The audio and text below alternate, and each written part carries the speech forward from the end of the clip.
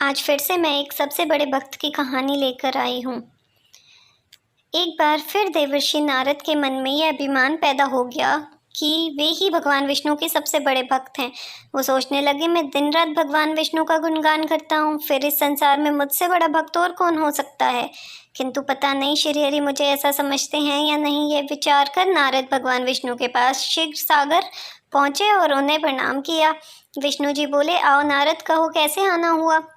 नारद बोले, भगवान मैं आपसे एक बात पूछने आया हूँ।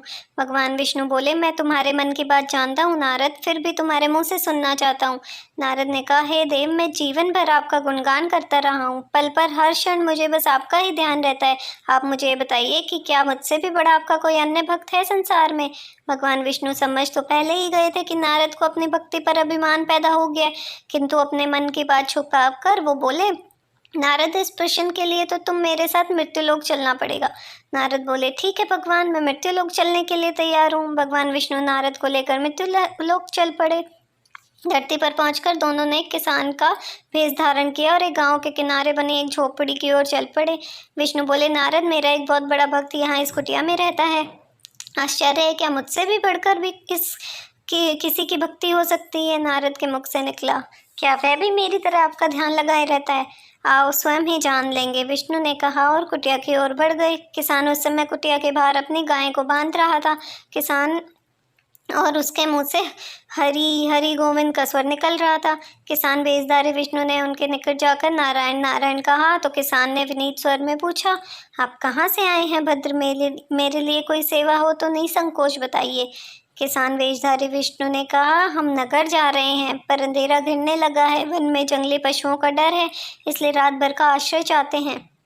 किसान ने प्रसन्न भाव से कहा, मेरी कुटिया में आपका स्वागत है भद्र, और जो रूखा सूखा घर में है आपके लिए हाजिर है। भगवान ने मुझे आप लोगों की सेवा करने का अवसर दिया है, बहुत बड़ी कृपा हुई उनकी। बाहर दालन में एक खटिया पर दोनों को बिठाकर किसान अंदर गया और अपनी पत्नी से कहा, देवी, दो अतिथि आए हैं। किसान की पत्नी उस समय अपने बच्चों को भोजन परोस रही थी। धीरे से आटे का बर्तन देख के बोली, घर में इतना सा ही आटा है और ये बच्चे और भोजन मांग रहे हैं। किसान बोला, कोई बात नहीं, हम अतिथियों को भरपेट भोजन कराएंगे, तुम बच्चों को आज कांजी बनाकर पिला देना। नारद और भगवान विष्णु ने उन दोनों का सारा वार्तालाप सुना, फिर भी परीक्षा के लिए भोजन की थाली पर बैठ गए। और जब दोनों भरपेट भोजन कर चुके थे तो नारद सोचने लगे, ये सीधा साधा गृहस्थ भगवान का सबसे बड़ा भक्त कैसे हो सकता है। उधर श्रीहरि ने किसान से और भोजन लाने की फरमाइश कर दी। बोले, मेरा पेट अभी नहीं भरा है, क्या और भोजन मिलेगा। किसान रसोई घर में गया और जाकर पत्नी से पूछा, कुछ और भोजन बचा है क्या। पत्नी बोली, बच्चों के लिए कांजी बनाई है, बस वही शेष है। विष्णु और नारद वे भी पी गए। किसान और उनके परिवार को भूखा ही सोना पड़ा।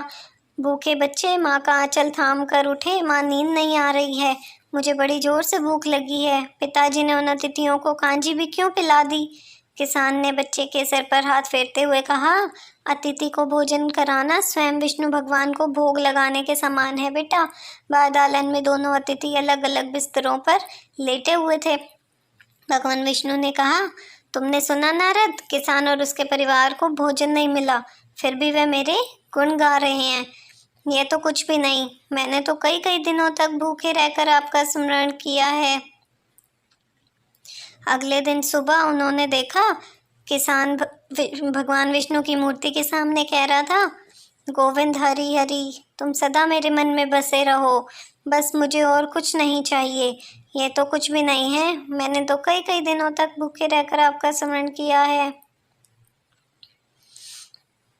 अगले दिन उन्होंने देखा, किसान भगवान विष्णु की मूर्ति के सामने गोविंद हरि कर रहा था और बोल रहा था, तुम सदा मेरे मन में बसे रहो, मुझे और कुछ नहीं चाहिए। फिर दोनों अतिथियों से बोला, हरि की बड़ी कृपा है, वही जग का रखवाला है, प्रभु की दया से रात को कोई कष्ट नहीं हुआ। जब तक आपका जी चाहे तब तक आप दोनों यहाँ रहे, मैं खेत पर जा रहा हूँ। किसान भेषधारी श्रीहरि बोले, हम भी तुम्हारे साथ चलेंगे यदि तुम्हें कोई आपत्ति ना हो तो। नारद और विष्णु भगवान किसान के साथ उनके खेत पर गए। किसान बोला, यही है अपना खेत, अब मैं अपना काम करूँगा। गोविंद हरि हरि, नारद बोले, तुम तो सत्पुरुष हो, भगवान के बड़े भक्त हो, हर घड़ी उनका नाम लेते रहते हो। किसान बोला, अरे कहाँ, काम से जब भी थोड़ा बहुत समय मिलता है तभी उनका नाम लेता हूँ। नारद ने पूछा, कब कब मिलता है समय? किसान बोला, सुबह उठता हूँ तब, रात को सोता हूँ तब, दिन में जब भी काम से समय मिल जाए तब। ओह, समझा, नारद के मुख से निकला। दोनों जब किसान से विदा लेकर चले तो नारद ने व्यंग्यात्मक स्वर में कहा, आपने सुना भगवान, वह सुबह शाम 2 बार ही आपका स्मरण करता है, जबकि मैं हर समय ध्यान करता हूँ, फिर भी आप उसे महान भक्त बताते हैं। नारद की बात सुनकर श्रीहरि चुप रहे, किंतु मन ही मन उन्होंने कहा, कारण भी जान जाओगे नारद। विष्णु ने एक कलश को तेल से लबालब भरकर नारद को दे दिया और बोले, नारद, इसे अपने सिर पर रखकर बिना हाथ लगाए सामने वाली पहाड़ी तक ले चलो।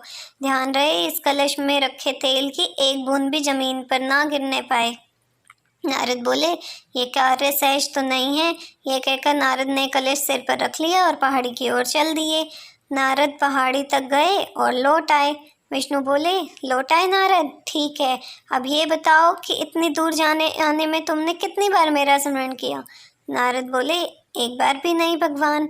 करता भी कैसे, मेरा सारा ध्यान तो तेल और कलश की तरफ लगा हुआ था। श्रीहरि बोले, तब तुम ही सोचो, वह किसान दिन भर कठिन परिश्रम करता है, फिर भी 2-4 बार मेरा स्मरण जरूर करता है, और तुम एक बार भी मेरा स्मरण नहीं कर पाए।